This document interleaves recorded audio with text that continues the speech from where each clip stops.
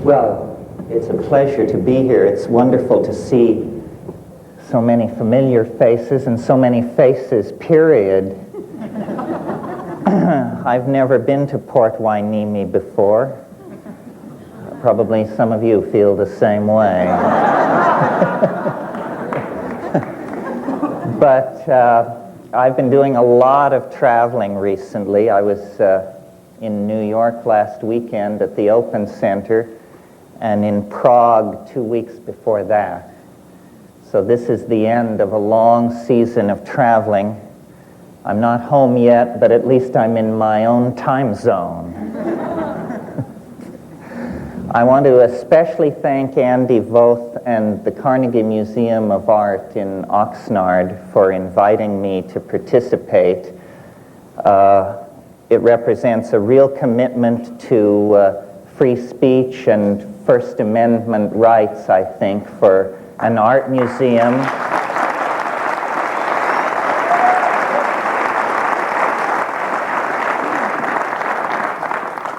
Art museums have been taking some knocks recently, and so I think they doubly should be commended for their courage. And I want to explain, as Andy mentioned, this is a benefit for Botanical Dimensions, which explains the double price over the ticket. All of this money will go to the preservation of medicinal plants with a history of shamanic usage. That is the special focus of our botanical garden in Hawaii. And before I start the formal lecture, I'd like to just say a little bit about that. As you know, the rainforests of the world are being cleared at a very frightening rate. And perhaps voices are beginning to be heard to halt this destruction of the natural environment.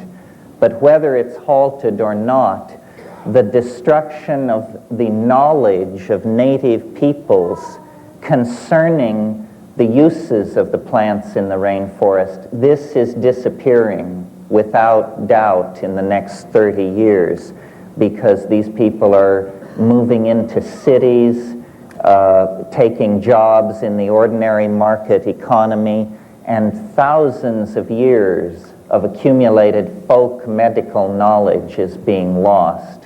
So the real world political work that Kat and I do is associated with Botanical Dimensions. We conceived it together many, many years ago, and then about 6 years ago, Kat took it over, put it on its official feet, made it a non-profit foundation, and has run it day to day since then with tremendous energy and efficiency. So I'd like to acknowledge Kat McKenna here.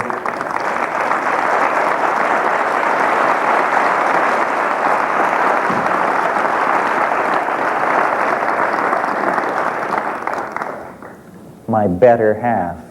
In fact, my only good half.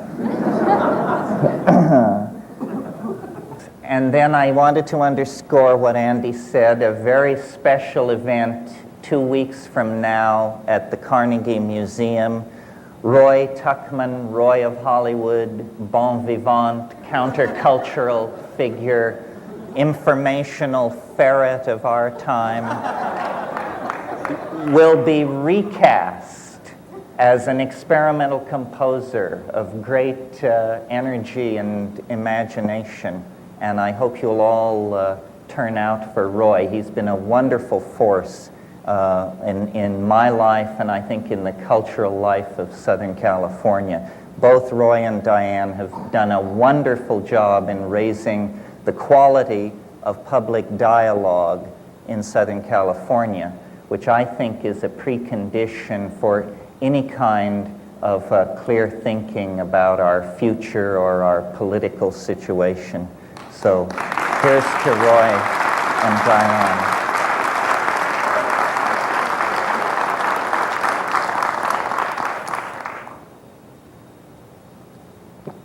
Okay.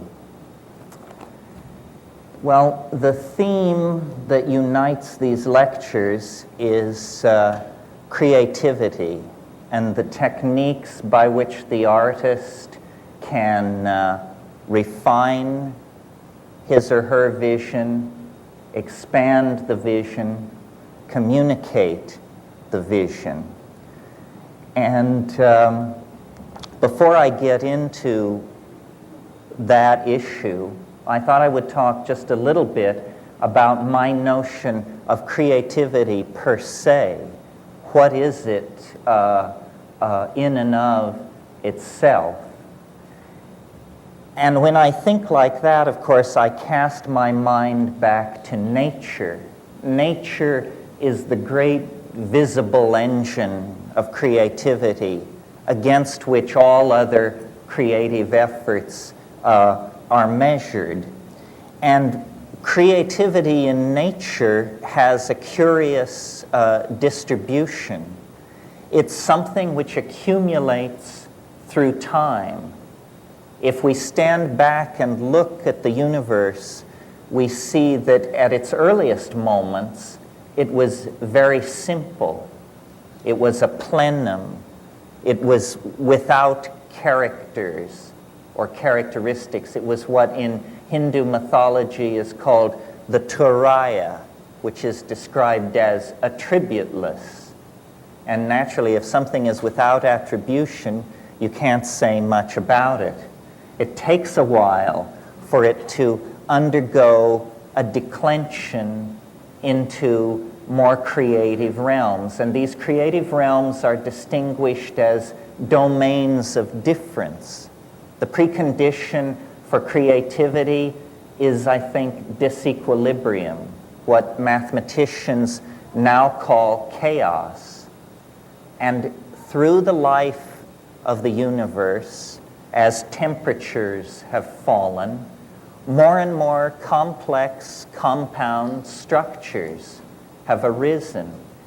And though there's been many a slipping back in this process, over very large spans of time we can say that creativity is conserved, that the universe becomes more creative, and out of that state of creative fecundity, more creativity is manifest.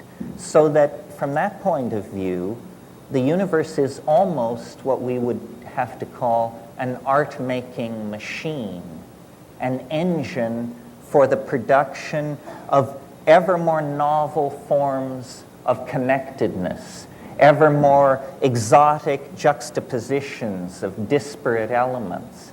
And out of this, I believe, arises implicitly a set of principles that we can then apply to the human artist in the human world.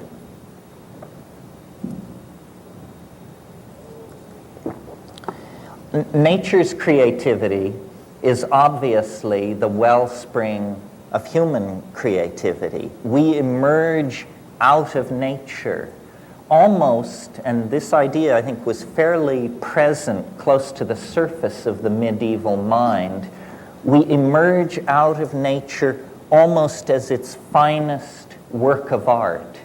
The medieval mind spoke of the productions of nature.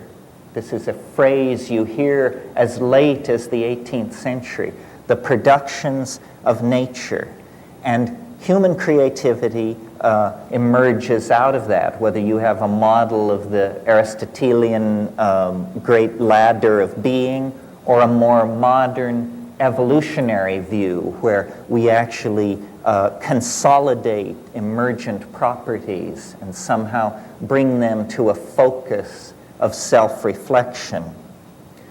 Now, I'm sure that we couldn't carry out a discussion of this sort without observing that the prototypic figure for the artist, as well as for the scientist, is the shaman.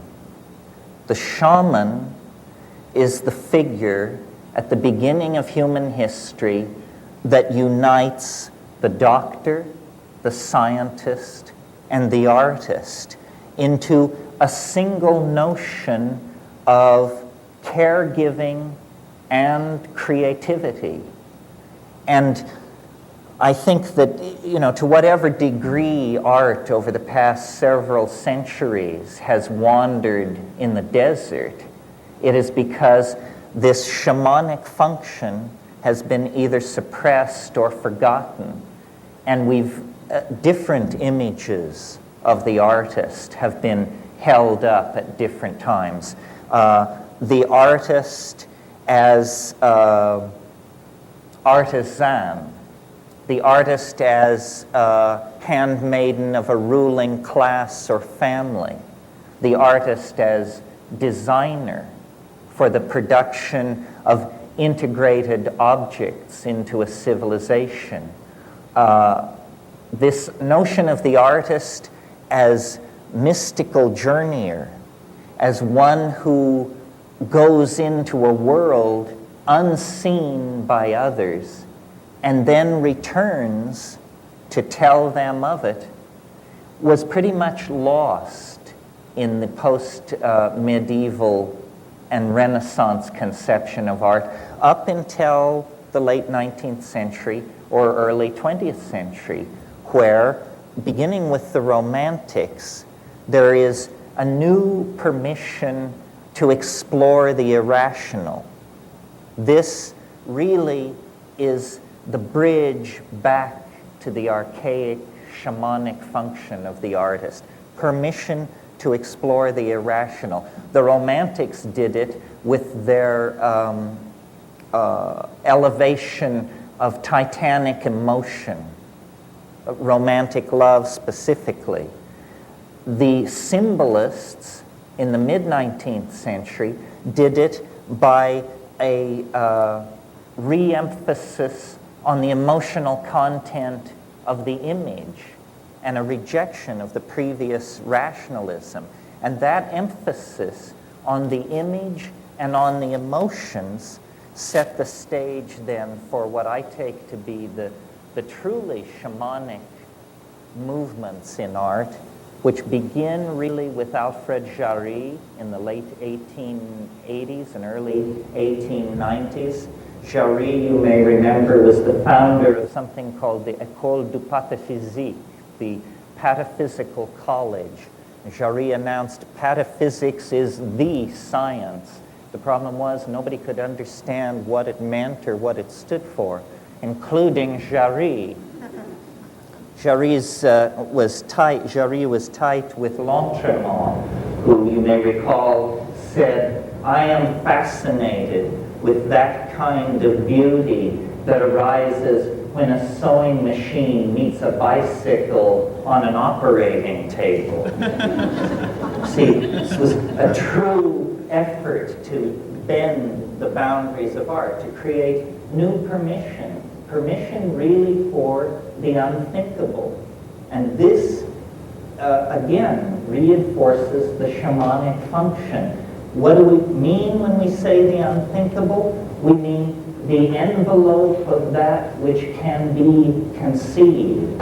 And for at least 200 years, the ostensible mission of the artist has been to test the conceptual and imagistic envelope of what the society is willing to tolerate. And this has taken many forms. The deconstruction of imagery that we get with abstract expressionism, going back into impressionism and the pointillists, or the permission for the irrational imagery of the unconscious, surrealism, and German expressionism make use of this permission. Always the idea being to somehow destroy the idols of the tribe, dissolve the conceptual boundary of ordinary expectation.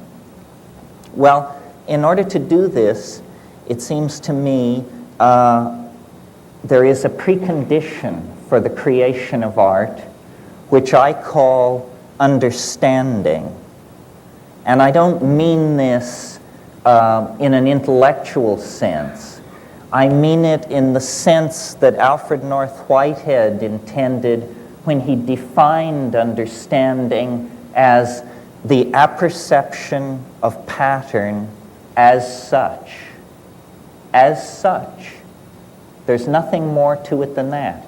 You see, if we were to look at this room and we were to squint our eyes, and I'm doing this right now, and I see that the room divides itself into people dressed in red and people dressed in blue.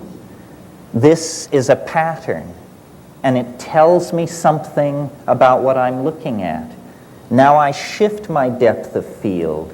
Now I'm looking at where men are sitting and where women are sitting. This is a different pattern, and it tells me more about what I am looking at. The number of these patterns theoretically present in any construction is infinite. That says to me then that the depth of understanding cannot be known. It cannot be known. Everything is immanent. William Blake makes this point, you know, that you can see infinity in a grain of sand. So understanding then is the precondition for creativity.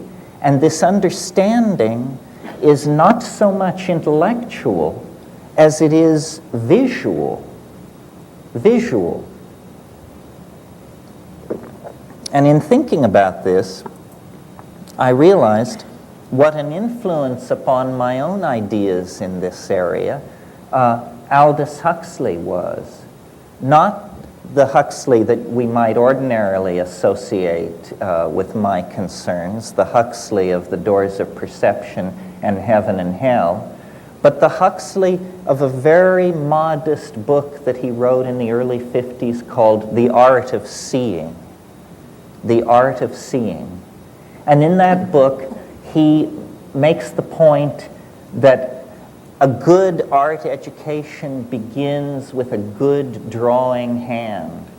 That to be able to coordinate the hand and eye and to see into nature, to see into the patterns present as such, is the precondition for a kind of approach to the absolute.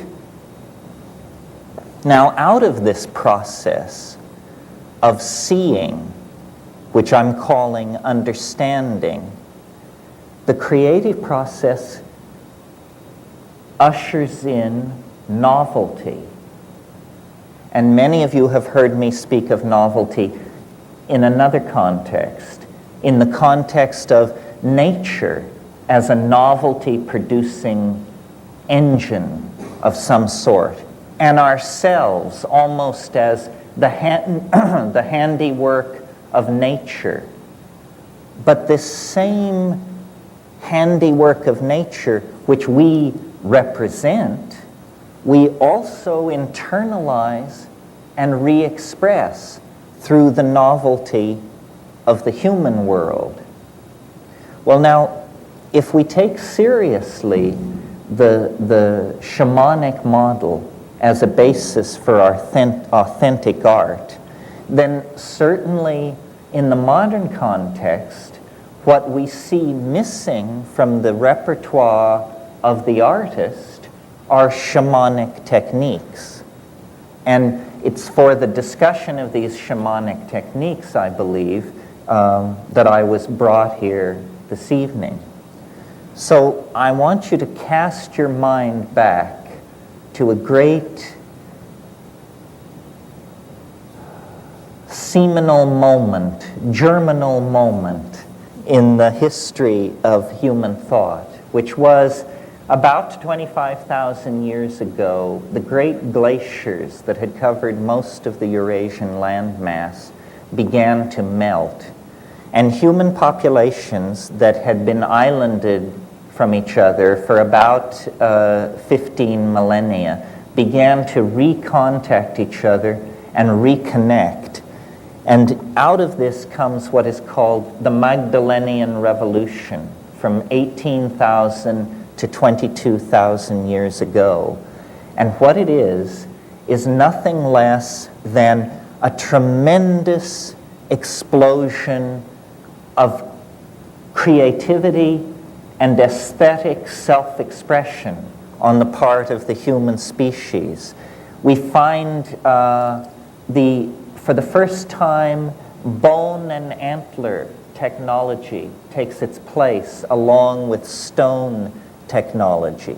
Musical instruments appear over a wide area.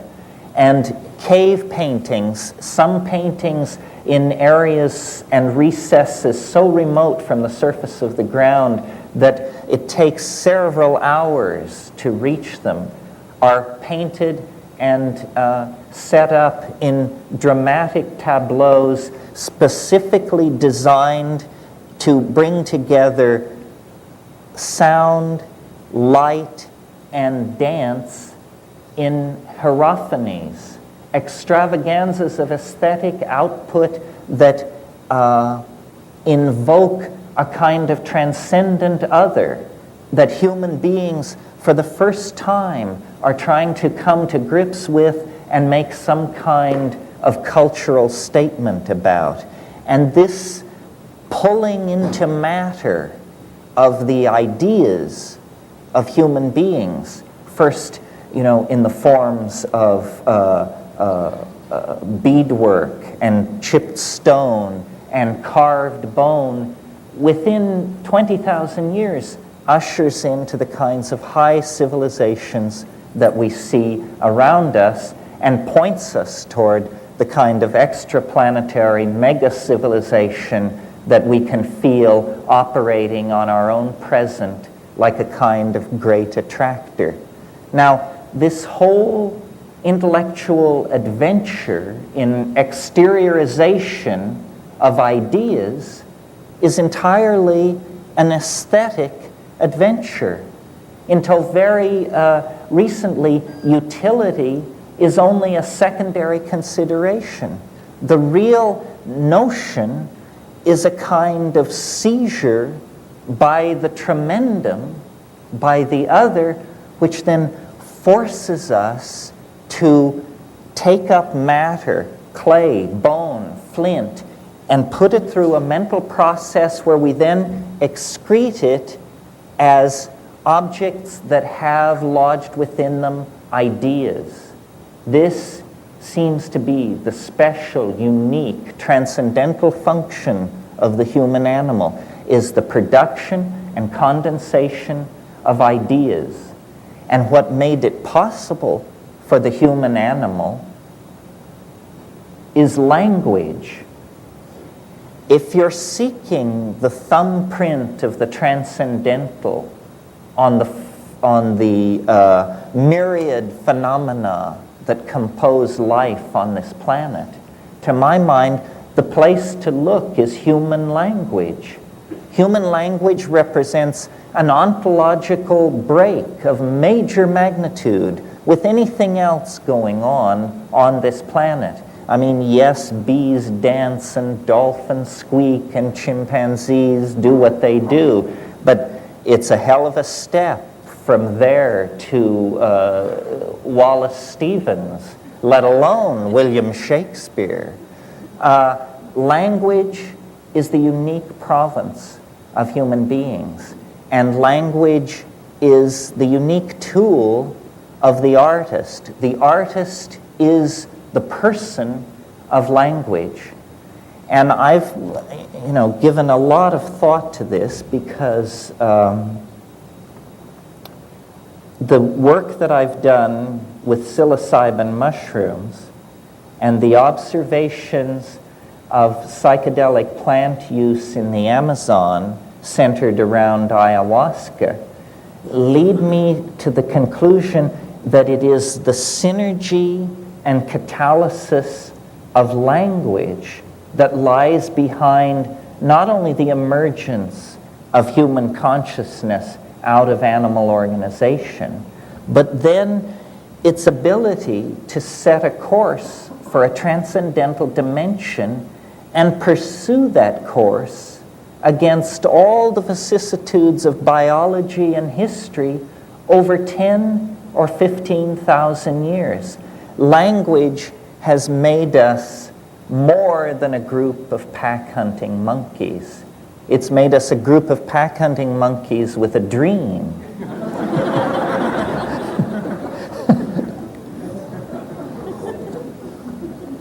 And the fallout from that dream has given us our glory and our shame, our weaponry, our technology, our art, our hopes, our fears.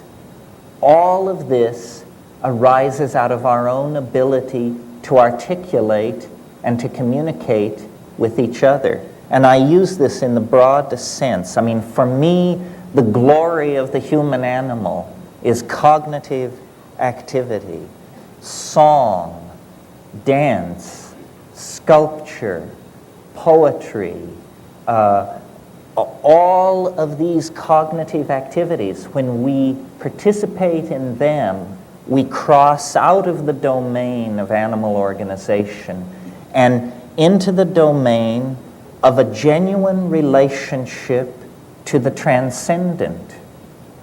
As you know, shamans in all times and places gain their power through relationships with helping spirits, which they sometimes call ancestors, sometimes call nature spirits, but somehow the acquisition of a relationship to a disincarnate intelligence is the precondition for authentic shamanism.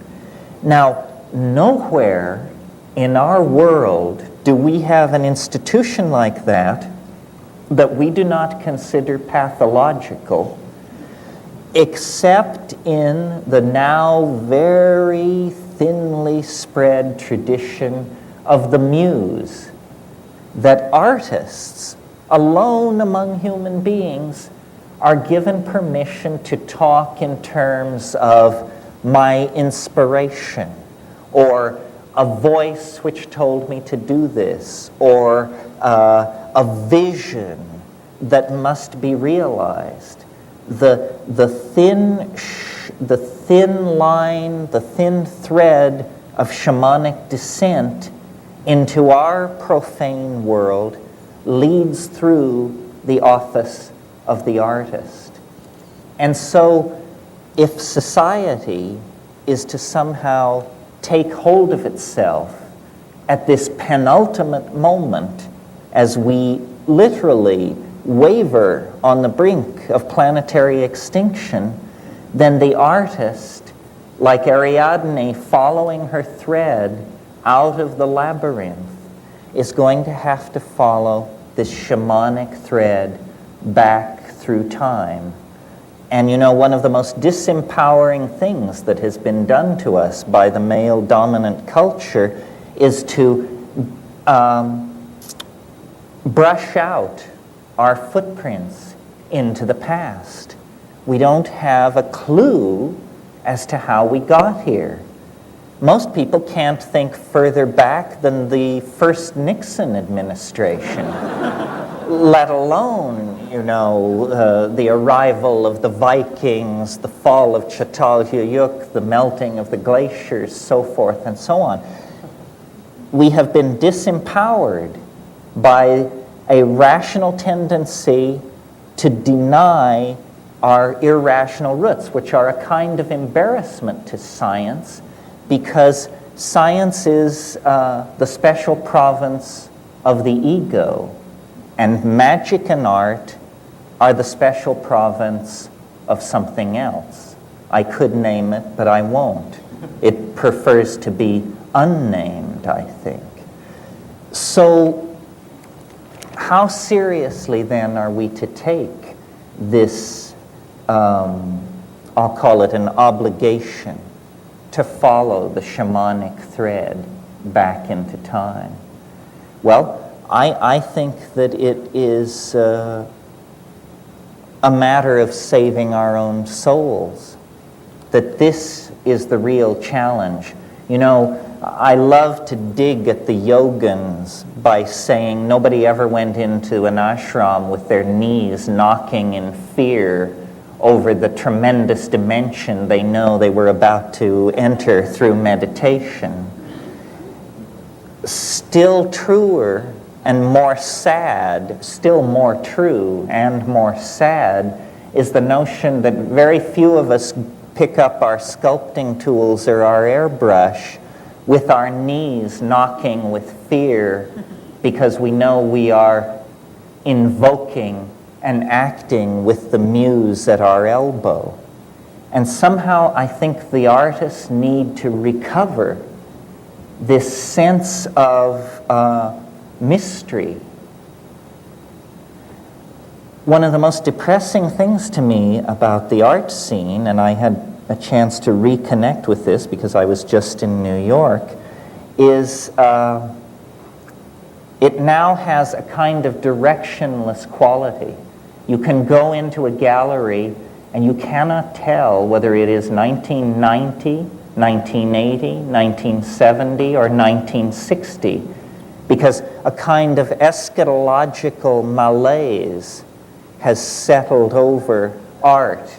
All notion of any forward movement toward a transcendental ideal has been put aside for the exploration of idiosyncratic vision. And I grant you, this is a tension, and perhaps in the question period we can talk about this. There is a tension between the individual vision and the notion of an attractor or a collective vision which wants to be expressed. But to my mind, this is the same dichotomous tension that haunts the individual in his or her relationship to Tao. You know, we don't want to be lost in ego, but on the other hand, if we completely express the Tao, we have no sense of self. The ideal seems to be a kind of coincidentia oppositorum, a kind of literalizing of a paradox, where what we have is Tao, but we perceive it as ego. And in the application of this notion to the art problem, I would say what we need is a situation where schooling, if you want to put it that way, or a tendency toward a coherent vision expressed by many artists is spontaneous. Each artist imagines that they are pursuing their own vision, yet obviously they are in the grip of an archetype which is rising through the medium of the unconscious. Now, the last time we saw this in American art was in abstract expressionism, which was probably in terms of the values, in terms of tension and the amount of emotional gain between one artistic moment and another. The break between abstract expressionism and what preceded it was the most radical break in American art in this century. Abstract expressionism actually carried us in to a confrontation with what the quantum physicists were telling us, that the universe is field upon field of integrated vibration, that there is no top level, there is no bottom level, that the ordinary structures of provisional space-time are simply that if we can rise out of the human dimension, then we discover these larger, more integrated dimensions where mind and nature somehow interpenetrate each other. A vision like that, a coherent vision, has yet to announce itself here in the post-history, pre-apocalypse phase of things. Well,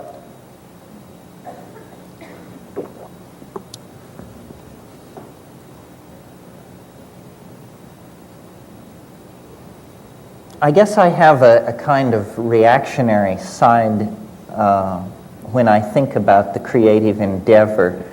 I believe that the psychedelic experience, as encountered by each of you in the privacy of your own mind, or as encountered by a pre-literate society somewhere in the world, that psychedelic experience is in a way the Rosetta Stone, not only for understanding the encryption that our own lives represent each to ourselves, but it's also a Rosetta Stone for uncoding the historical experience. Art is this endeavor to leave the animal domain behind, to create another dimension orthogonal to the concerns of ordinary history. And this orthogonal domain, to my mind, is glimpsed most clearly in the psychedelic experience. The psychedelic experience shows you more art in an hour and a half than the human species has produced in 15 or 20,000 years.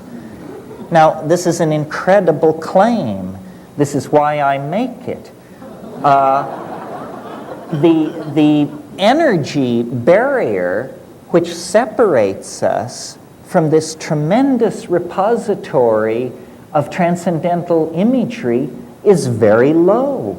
You know, it's a matter of a little personal commitment and the substances which make the transition possible. The perturbation of brain chemistry is easily done. What is not so easily done is the assimilation of the consequences of this act. Ordinarily, we assume that consciousness is channeled between tremendously deep walls, that there is no way to force a confrontation with the other or the transcendent or the unconscious. We tend to assume that, you know, we're going to have to do double duty at the ashram for 3 decades before you're vouchsafed even a glimpse into these places. This is not true. Culture, and this is my message to artists and to anybody else who cares to notice, culture is a plot against the expansion of consciousness. And this plot prosecutes its goals through a limiting of language. Language is the battleground over which the fight will take place, because what we cannot say, we cannot communicate, and by say I mean dance, paint, sing, meme. What we cannot say, we cannot communicate. We can conceive of things that we cannot communicate. And I think every one of us here has done that. And that's a thrilling thing. That is the deep homework.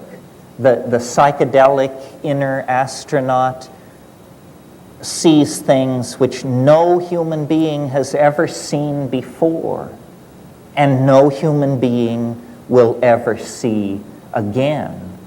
But in fact, this has no meaning unless it is possible to carry it back into the collectivity.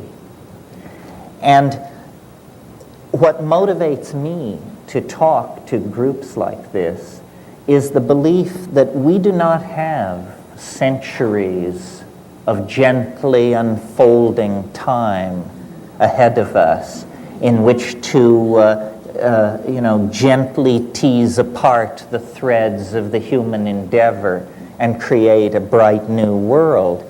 That's not our circumstance. This is a fire in a madhouse. And to get a hold on the situation, I think we are going to have to force the issue.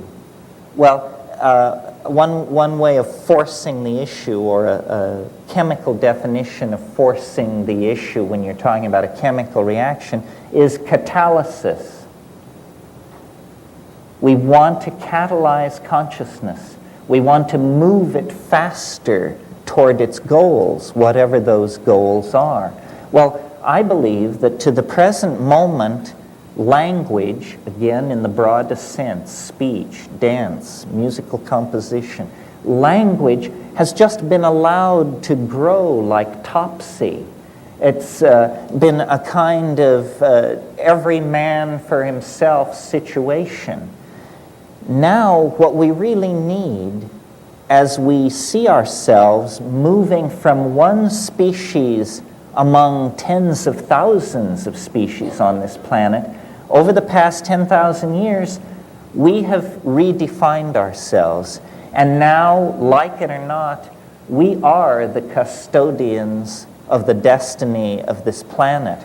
Our decisions affect every life form on the planet.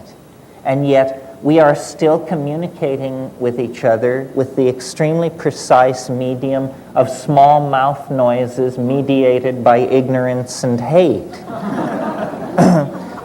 This doesn't seem like the way to do business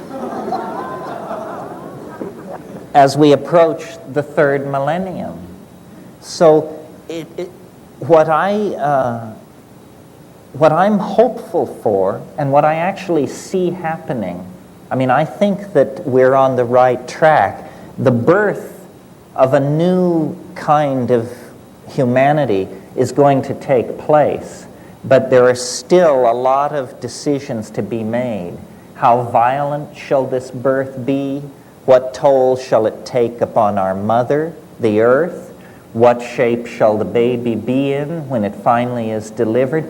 These are the decisions that artists can mediate and control. Most people are afraid of the unconscious.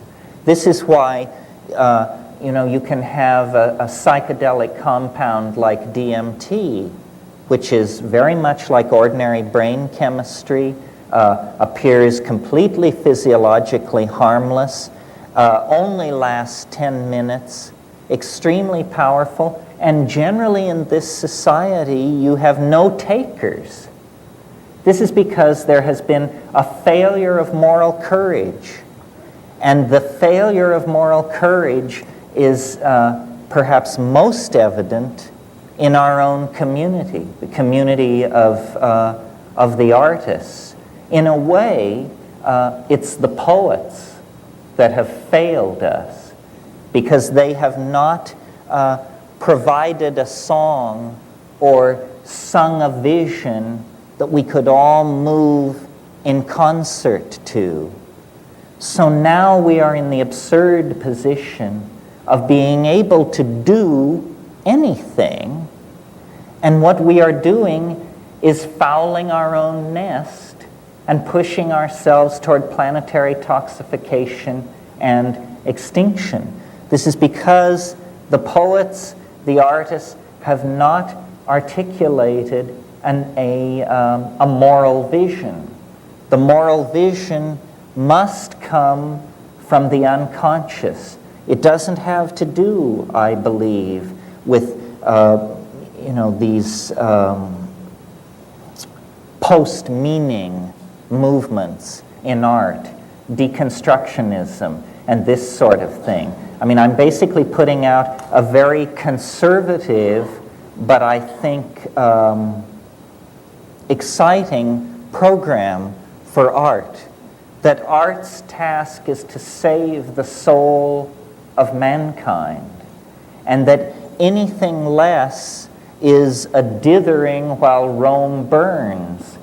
Because if the artists who are self-selected for being able to journey into the other.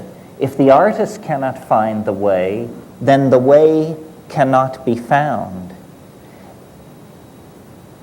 Ideology is extremely alien to art. Political ideology, I mean. And if you will but notice, it is political ideology that has been calling the shots for the last 700 or 800 years. We can transcend politics if we can put some other program in place. You cannot transcend politics into a void.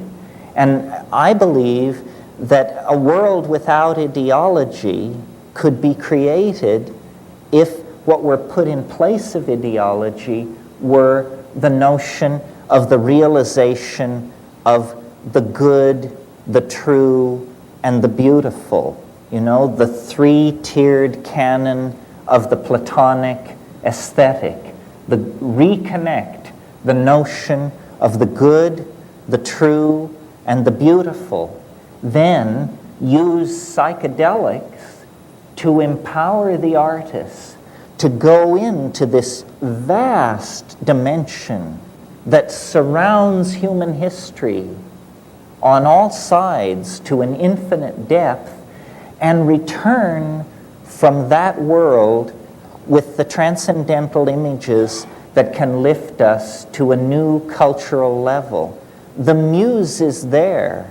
The dull maps that rationalism has given us are nothing more than whistling past the graveyard by the bad little boys of science. You only have to avail yourselves of these shamanic tools to rediscover a nature which is not mute, as Sartre said in a kind of culmination of the modern viewpoint. Nature is not mute.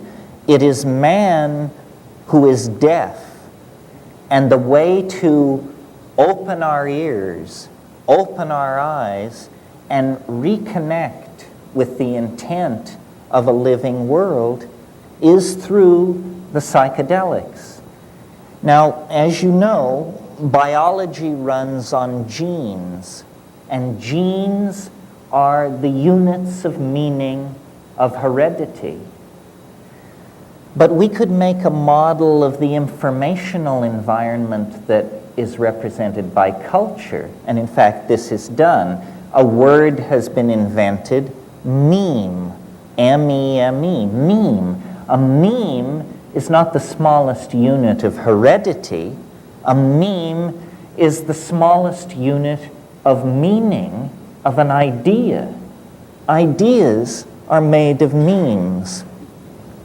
And I think the art community might function with more efficiency in the production of visionary aesthetic breakthroughs if we would think of ourselves as an environment modeled after the natural environment, where we as artists are attempting to create memes which enter an environment of other memes that are in competition with each other, and out of this competition of memes, ever more appropriate, adapted, and suitable ideas can gather and link themselves together into higher and higher organisms. Now, in order for this to happen, there is an obligation upon each one of us to carry our ideas clearly, because in the same way that a gene must be copied correctly to be replicated, or it will cause some pathological mutation, a meme must be correctly replicated, or it will cause a pathological mutation. For instance, I would say what the Nazis did to Friedrich Nietzsche's philosophy was a miscopied meme became a toxic mutation inside a culture. So I would suggest to the people in this room tonight that you take a good look around at who's here. Artistic people, psychedelic people, look pretty much like everybody else out in society. But we have come here tonight self-selected for our interest in the empowering capacity of psychedelic plants and the empowering capacity of art. So we represent an affinity group, a population with a potential for mutagenic impact on the ideological structures of the rest of society. So look around. Someone here has what you need. And if you can only figure out who it is, you can make a novel connection to move them into a new level of creativity. Well, what is this new level of creativity? Some of you may be familiar with a theme that was very big in medieval religious art, which was the apocalypse of St. John or of somebody. There are a number of these apocalypses. And I think that many of us may come out of a kind of secular background or have not given this kind of a religious idea too much consideration. But my idiosyncratic conclusion, based simply on trying to be honest about the content of the psychedelic experience, is that human history really is on a collision course with a transcendental object of some sort. It is not going to be business as usual into the endless unfolding confines of the future. The very fact that human history is occurring on this planet, the very fact that a primate has left the ordinary pattern of primate activity and gone into the business of running stock markets and molecular biology labs and art museums, indicates to me the nearby presence in another dimension of a kind of hyper-organizing force, or what I call the transcendental object. And I believe that this transcendental object is casting an enormous shadow over the human historical landscape. So that if you're back in ancient Judea, you have an anticipation of the Messiah. If you are at Eleusis, at the height of the practice of the Eleusinian mysteries, you have an anticipation of the dark God. These anticipations of an unspeakable, transcendent reality that are always clothed in the assumptions of the individual artist and the society in which he or she is working are in fact genuine, and that you don't have to give yourself over to fundamentalist religion to connect with the fact that human history is an adventure. And this adventure has a number of startling reverses and sudden plot shifts that are very difficult to anticipate, and that we are coming up on one of those. The civilization that was created out of the collapse of the medieval world has now shown its contradictions to be unbearable. And though no one of us knows what the shape of the new civilization will be, somehow in the singing of the ayahuasca songs in the rainforest, in the tremendous hypermetallic transcendental off-planetary flash of psilocybin, in the teaching of the self-transforming machine elves that seem to dwell in the DMT dimension, we see that the ordinary linear expectations of history are breaking down, and that the truth of the immanence of the mystery is breaking through all the structures of denial of the male dominator paradigm that has been in place so long.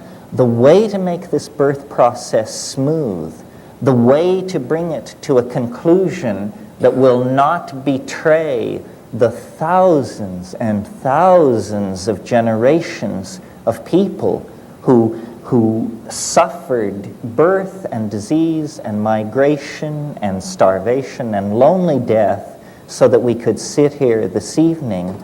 The redeeming of the human enterprise all lies then in helping this thing come to birth. And each artist is an antenna to the transcendental other. And as we go with our own history into that thing and then create a unique confluence of our uniqueness and its uniqueness, we collectively create an arrow out of history, out of time, perhaps even out of matter, that will redeem then the idea that man is good. Redeem the idea that man is good. This is the promise of art, and its fulfillment is never more near than the present moment. Thank you very much.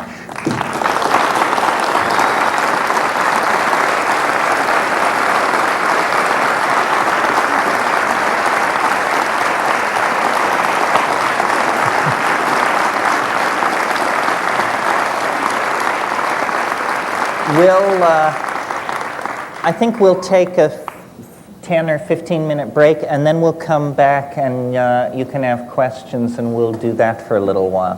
Thanks very, very much. Now I'm happy to take questions. Here.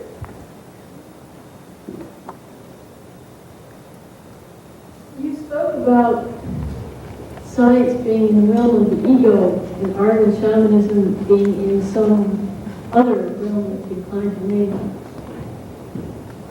My own psychedelic experience convinced me of the existence of that other realm, but I felt not enough sense of personal power to be that antenna that you're saying that artists can be for bringing that to others, until I became convinced of the existence not only of me within that other realm, but that other realm within me. And perhaps the psychedelic experience prepared me for that second awareness, but perhaps you could comment on how, if possible, that second awareness could become more easily accessible in the psychedelic experience. What do you mean by the second awareness? Say a little more about it. Of being aware that that other realm is something that's also very personal and... Well, yes, I mean, it seems it's a landscape that begins within the self and seems to extend into the world. I mean, one of the very puzzling things about the psychedelic experience is that it argues that we are not atomic individuals running around in some kind of society, but that if you actually drain the psychic water away, you'll discover that we're all connected at the roots, that it isn't a journey to another world, it's a journey inward to a world that is already present and there.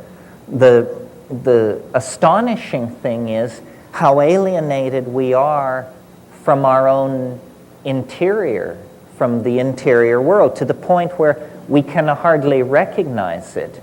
I mean, I've talked a lot about the alien nature of the psychedelic experience and how it seems to be mappable over something as radical as the UFO experience. This is because we truly do not know who we are. The past 10,000 years have been so disempowering to us. We are really like the children of a dysfunctional relationship. We don't know where we have come from. It's very hard for us to emotionally connect with the consequences of what we're doing. I mean, that really horrifies me, that this is a society that loots the future. I mean, the symbol of that is devouring of children. We literally, for our own comfort in the present moment, are making it very difficult for future generations to contemplate having anything approaching the level of resource availability that we have. And this kind of situation could not be tolerated if we had not gone through a tremendous series of traumatic, emotionally disemboweling experiences. You know, the Native Americans have a litmus test for all activity. Does it serve the children? And so much of what we do is so anti-future that it's almost as though the fundamentalist position exists to permit the destruction of the environment. I mean, this was perfectly encapsulated by this clown James Watt, who was Secretary of the Interior and said, we don't need to expand the national parks because Jesus is coming. I mean, this is a mentality so against the grain of the obvious that it has to be looked upon as pathological. Another question, here in the corner. Hello, Terence. How are you? I've known you for a long time, but you've never met me. I'm one of Roy's night people. And I guess I got to preface this remark in saying that I got about a $50,000 education and 3 degrees, college degrees in psychology, but I've never learned anything like I've learned from listening to Roy's show on KPFK.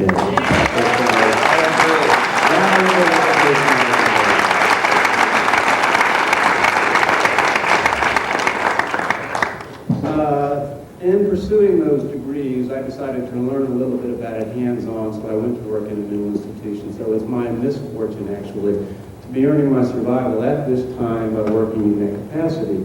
I would like to see psychology take a different direction, and I know that what you're talking about provides a focus in a direction for psychology to take, which I think would blow the lid off of things, so we would really get close to, I'm in total agreement that Freud and Jung discovered the psychonscious about 100 years ago, but they discovered it at 900 yards with a spyglass, like you said in Santa Fe.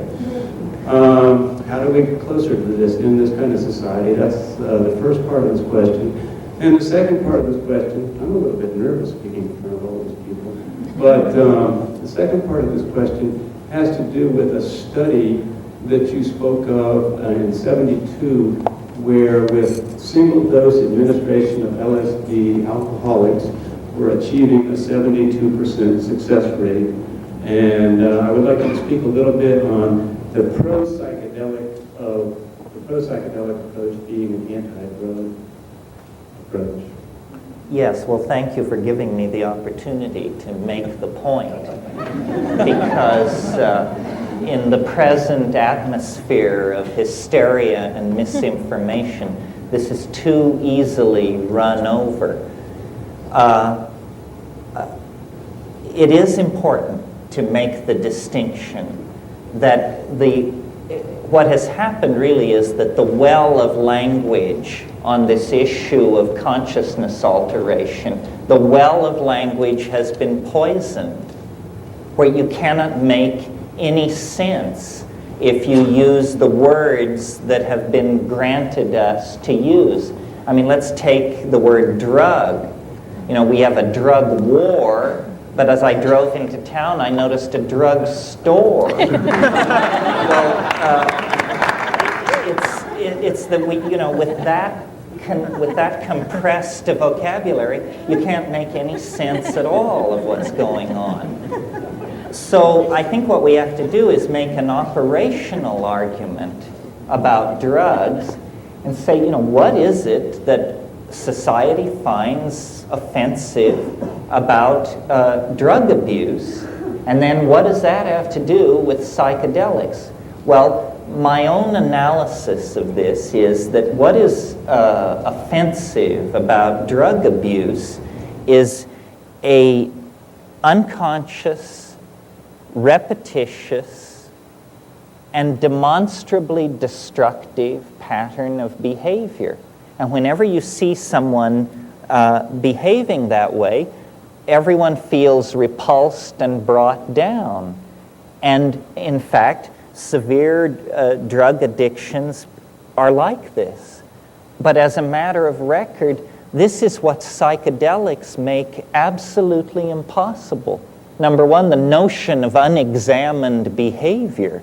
How can you have unexamined behavior if you take psychedelics? It holds you up into a blast furnace of self-reflection. It does not promote repetitious drug use. I mean, I consider myself a great fan of psilocybin, and if I can screw my courage to the sticking point a couple of times a year, I'm doing all right. I know someone who says DMT is their favorite substance. And when I asked them, when was the last time you did it, they said 1968. And it lasted 3 minutes. This is not a pattern of drug abuse, you see. So it's a matter of educating the public, and this is probably a good place for me to get a pitch in. I wrote a book on contract for Bantam, and hopefully it'll be out next fall. And I'm hoping, I want to call it, and I'm hoping they'll go along with me, Why Eve Was Right, Plants, Drugs, and History.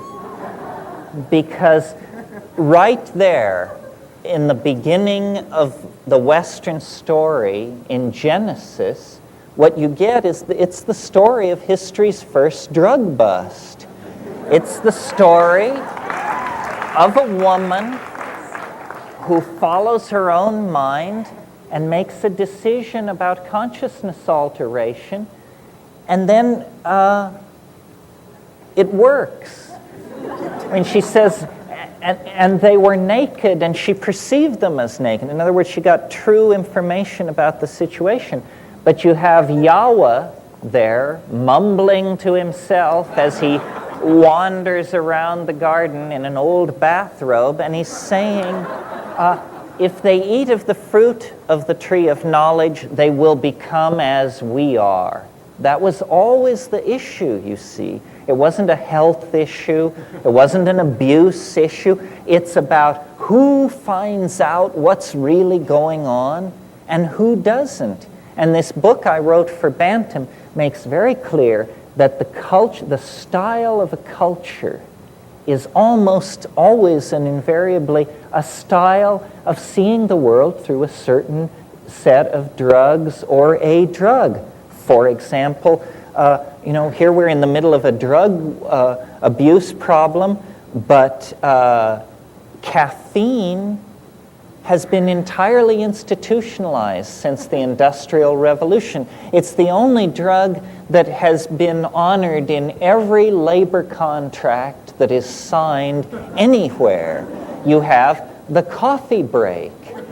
The coffee break is the workers' guarantees the workers' right to stimulate themselves, and in fact ultimately obligates the workers to stimulate themselves, because the machines and the task that they have been given totally reinforce the need for coffee, and the typing pool couldn't exist without coffee. Similarly, alcohol is tremendously spun in to patterns of male dominance. How many women have their first sexual imprinting in an atmosphere of male dominance and alcohol abuse? I mean, it almost goes hand in hand. And certainly up until the 20th century, there was about 800 years there when I don't think anybody got laid in Europe unless they were juiced. Because, first of all, people didn't bathe enough to make it an appetizing thing to contemplate unless, you were, pretty lit. So,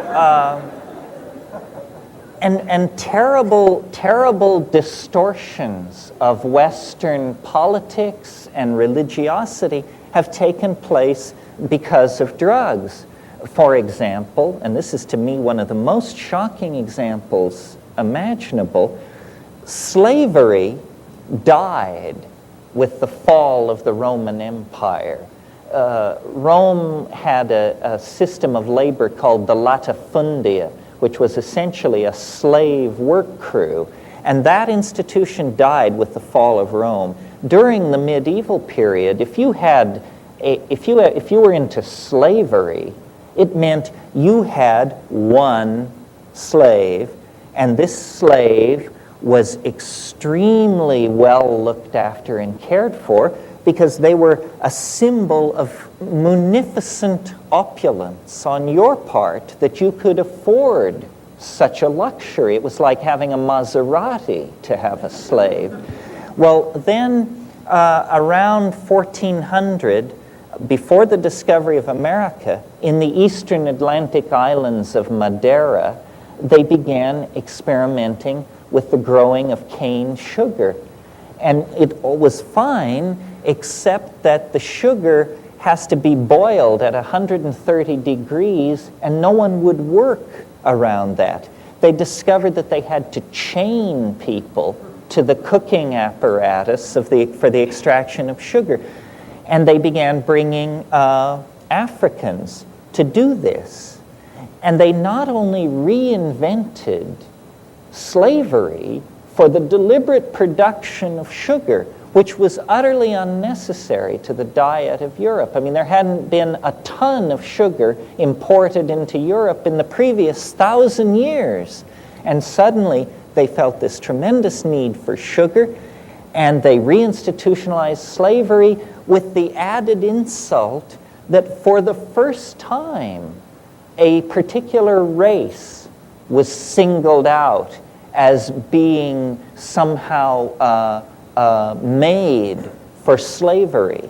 And this is the beginning of black xenophobia on the part of Europeans, the association with the sugar trade. By 1800, every pound of sugar being imported into England was being produced by slave labor. And slavery was going at a rate that had not been seen since the Rome of Caligula, all in the name of commerce, all in the name of having this essentially trivial kick from sugar. So it's really important to educate ourselves as to what constitutes a drug and how drugs are legislated against and suppressed or promoted and advertised entirely according to whether they fit into the agenda of the reigning model of culture, whatever that may be. Yeah, here. Yes. Who are the shamans of art that you share with us as a model? Of our times, you mean? Well, times that we associate with, we're familiar with. Oh, And good. go back in history. So within the 20th century, the great art, the great shamanic artists. Models. Well, it's just an opportunity to list a bunch of prejudices, obviously. Certainly the Grateful Dead seem to me to be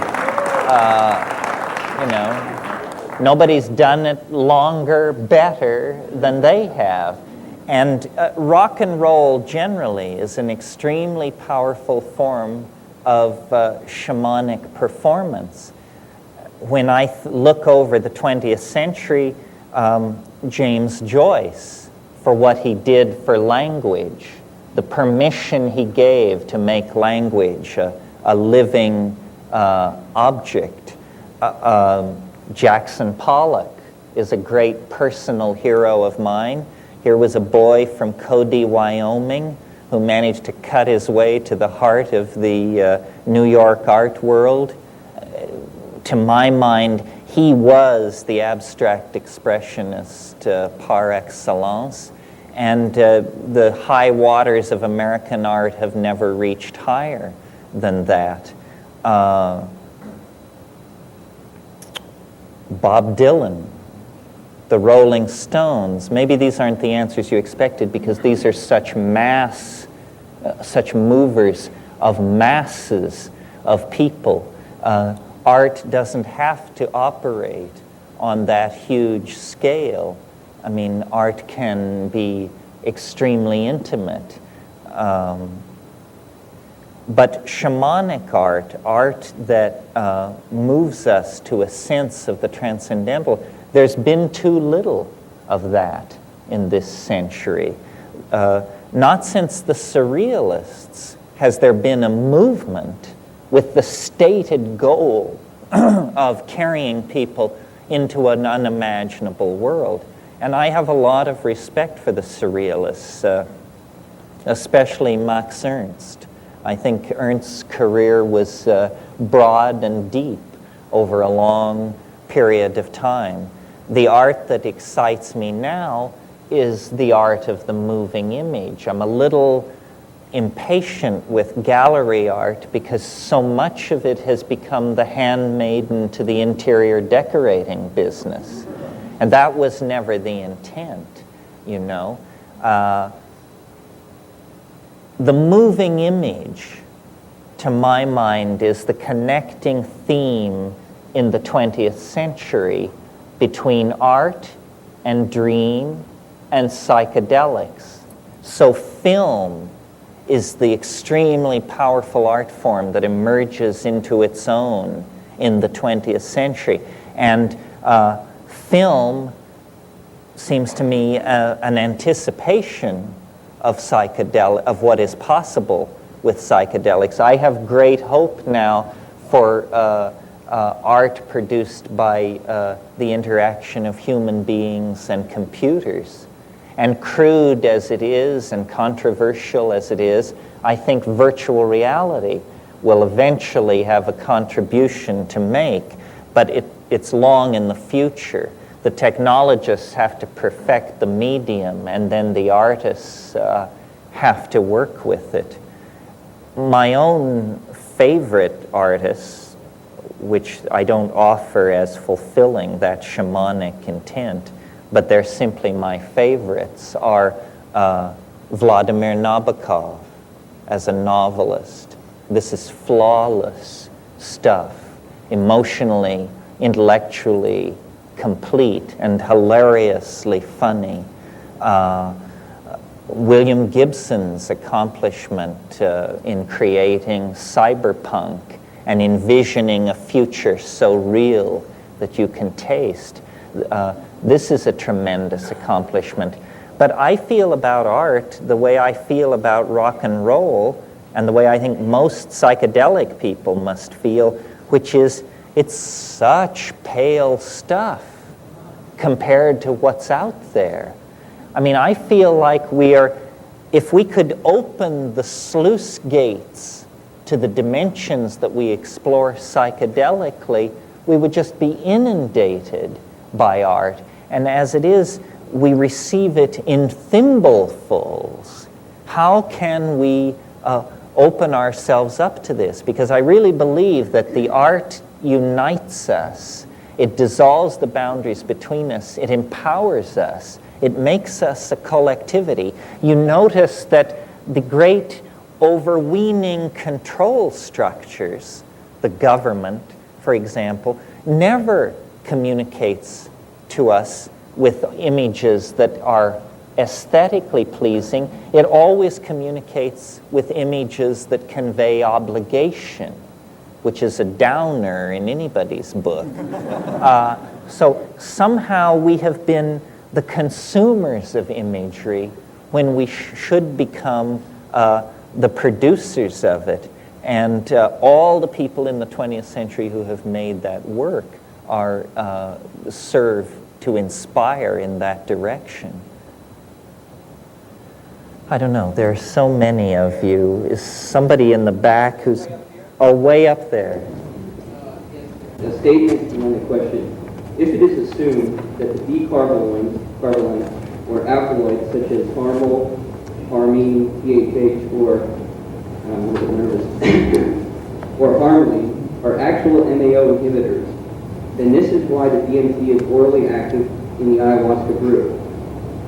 My question is, some forms of ayahuasca are made without DMT-containing plants. So is this to say that the alkaloids harmine, harmala, PHH are hallucinogenic, or are the alkaloids such as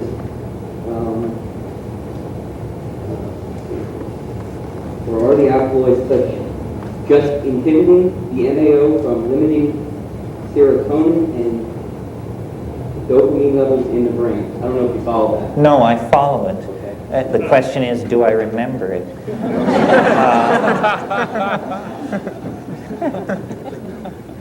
The question is it so that the beta-carboline alkaloids inhibit MAO and thus make DMT active in ayahuasca? And yes, this is not debatable. It's now secured by my brother several years ago. He published on this. It was always hypothesized that the beta-carbolines were MAO inhibitors, but then ultimately they proved it. Well, so then the questioner went on to ask, if this is so, then what about these cases where beta-carboline alkaloids are reportedly taken without DMT, and then what does this mean? Is it hallucinogenic on its own? And the answer is harmaline is hallucinogenic by itself, but fairly close to the threshold of toxicity. So the ordinary strategy in the Amazon is to combine the DMT with the beta-carbolines, and that makes the DMT highly reactive. It is not then destroyed in the gut, as would ordinarily be the case, but crosses into the bloodstream and through the blood-brain barrier and reaches the brain. I think achieving hallucinogenic levels with beta-carbolines without DMT is probably a pretty unpleasant experience, although some of these deep jungle tribes do it. You don't want to get the idea that just because somebody lives way upriver that they know what they're doing. Manuel Cordova Rios, in his second book, The Rio Tigre and Beyond, talks about going on curare collecting and rosewood collecting expeditions to people of the Aguaruna Jivaro group and discovering that their ayahuasca was garbage, that they just didn't know how to make it, even though, you know, they were bare-assed Indians living off in the wood. And he showed them how to make it, and they practically made him a cultural hero. They said, you know, my God, we've been drinking swill for untold millennia, and you came and fixed us up. And this is a puzzling thing to us as outsiders, because we assume they're always going for the gusto, but sometimes not, you know. I mean, cultures have peculiar adaptations. This lady. Yes. You said that we're found in this. Could we be evolving? You mentioned that we went from matter to object. Could we actually be going, or should we actually be going from object to energy? And when you say that art should say the soul, I would say that it should chronicle the soul. Pardon me, the last I part? would say that it should chronicle. It not should say the soul. not save, but chronicle. Well, you touch on a very interesting point, one that I, in my own mind, am not clear about. Is it that we are to transcend this world and go into some titanic dimension of energy or spirit that we can scarcely imagine? Is that what this birth is? Is the only way we can grant peace to this planet is to turn ourselves into electrons moving in an ytterbium cube that we bury on the dark side of the moon? Is it something like that? I'm troubled by that because I would like to keep it all together. I would like to see us as a part of nature, but I'm not so uninformed concerning the historical adventure that I don't know that what is called Gnosticism is a very strong strain in the human animal, and especially in Western thought. And Gnosticism in its most severe form can be boiled down to the proposition that we are strangers here. We don't belong here. This is not our world. We come from a place made of light, and we will never rest until we return to it. Now, the problem with that formulation is it sets us up for tremendous discontinuity and unhappiness until we achieve that return to the realm of light. It's a kind of Faustian thing, you know. And yet, the other possibility, which I, as a co-founder of a botanical garden and a lover of nature, incline to, is, isn't there some way that we can make our peace with the earth? Isn't there some way that we can have our cake and eat it too? And I more and more, to my own discomfiture, conclude that there isn't. That the human adventure is a forward-going adventure. That we do close off options. We never again are going to be, a small tribe of hunter-gatherers with our flocks on the plains of Africa, enjoying our mushrooms and our orgies at every full moon. Somehow, long, long ago, that option was cut off. Shucks.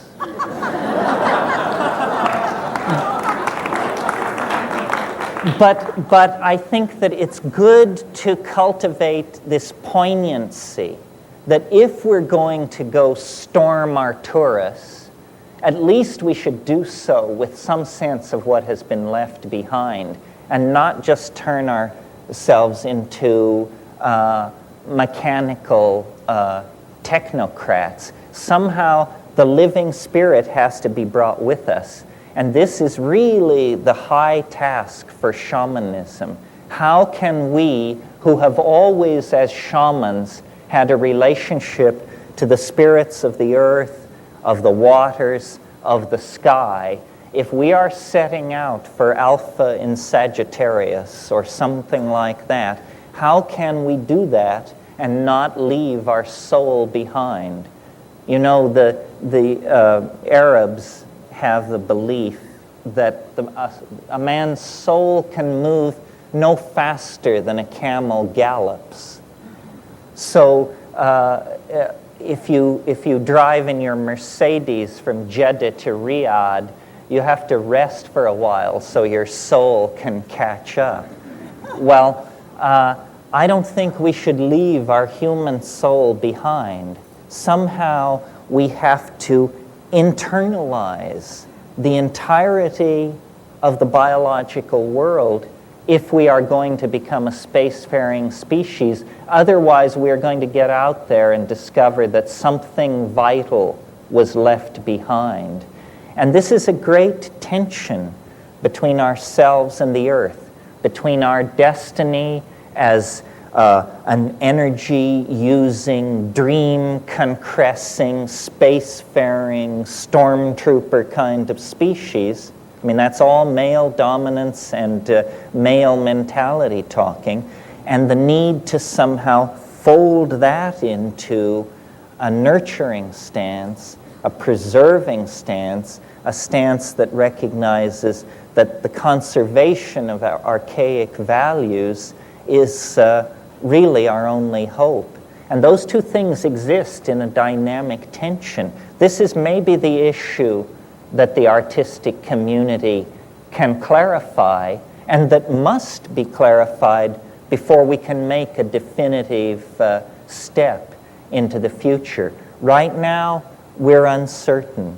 Stewardship or angelhood, which shall it be?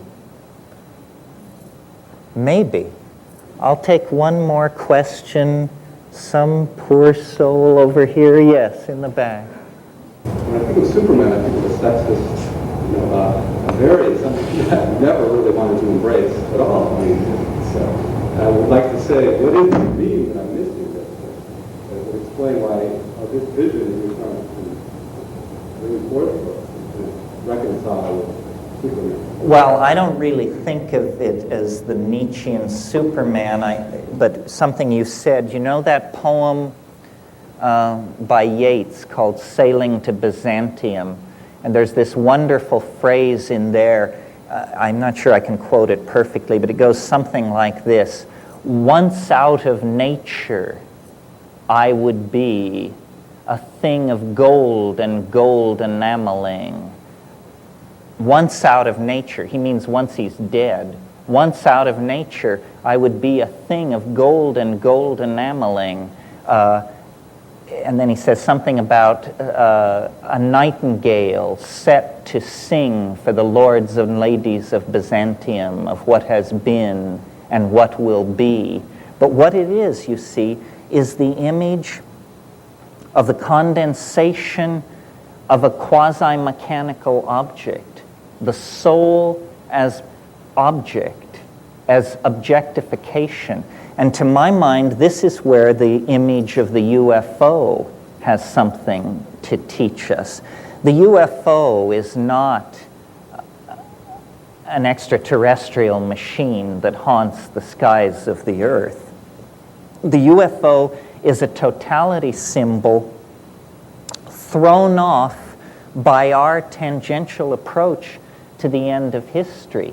I think that, yes, the Nietzschean Superman, that whole thing was tried by the Nazis, and they realized it in its full expression, and it was nightmarish.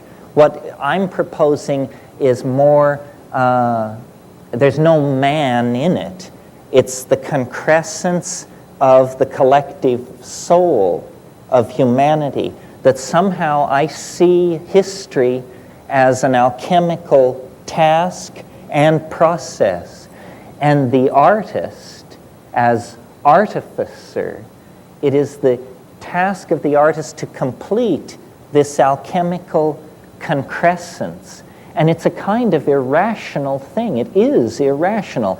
It's that mind and matter are approaching each other on a trajectory that will bring them together with no damage to the quintessential nature of each. And we can't imagine that, because for us things are mind or matter. We can't conceive of a coincidentia oppositorum. And yet it's that which we must hold in our mind if we want to see truth. I mean, even in quantum physics, they teach you that the universe is composed of what they call islands of Boolean algebra embedded in an ocean of ordinary algebra. What they mean is they're having their archaic and eating it too.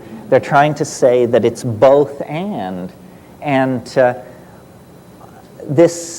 it is an irrational process. It isn't a Nietzschean program of realization. It's a kind of an opening. Something wants to be born. the promptings of our religions with all the irrational and hysterical trappings that attend them, nevertheless have a core perception that there is between man and nature a kind of compact. And this compact it will be redeemed. I mean, I really think that this is the psychedelic faith, that we are the prodigal species. We have descended into the inferno of matter to try and recover the pearl of immortality. The pearl of immortality is the perfected and reconstructed earth.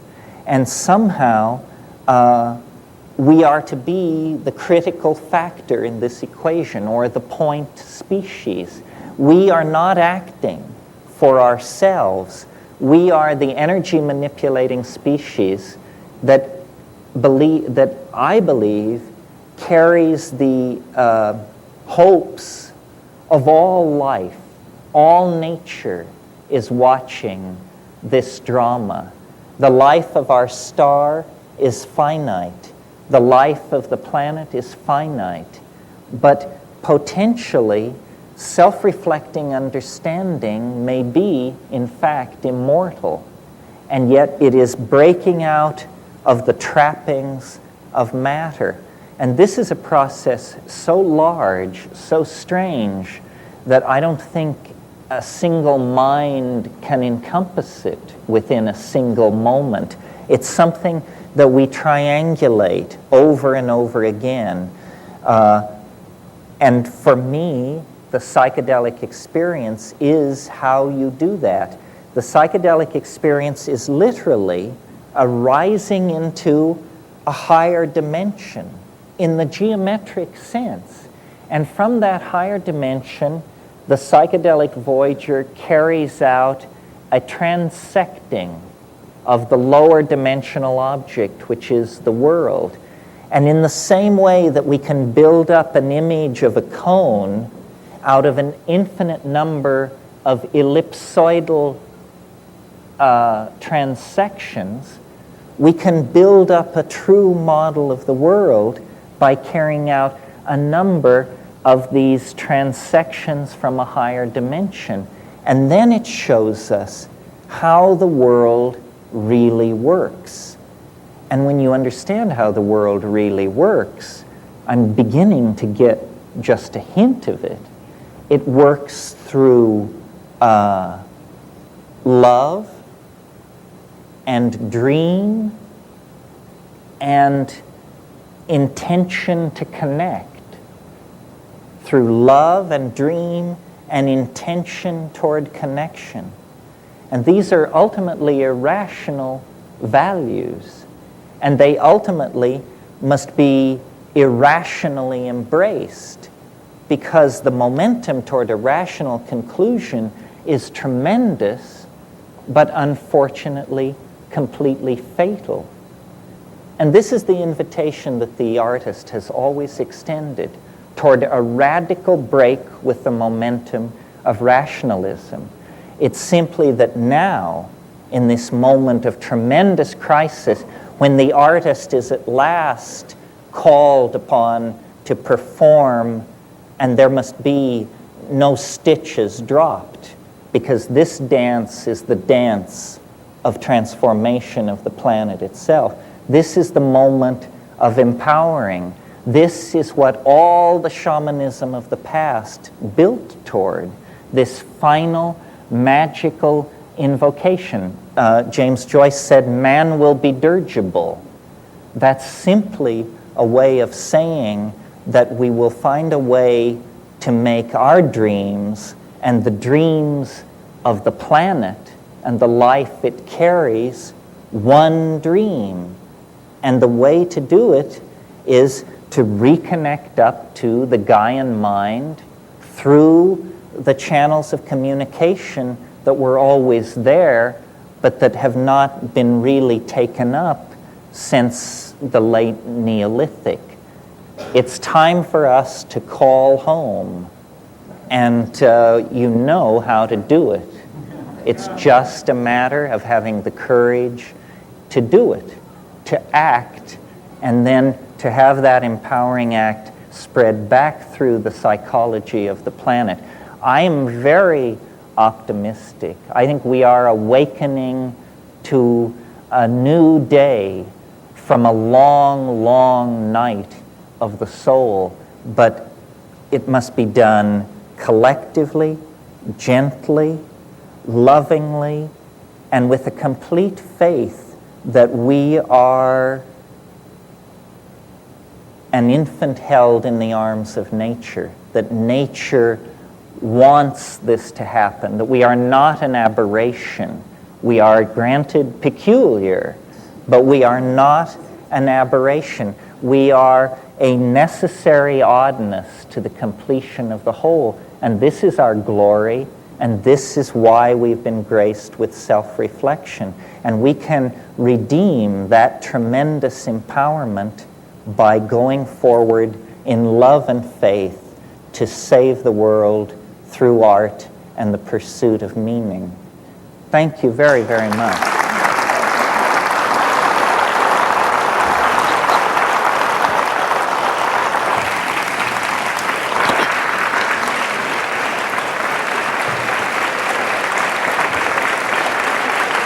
Thank you.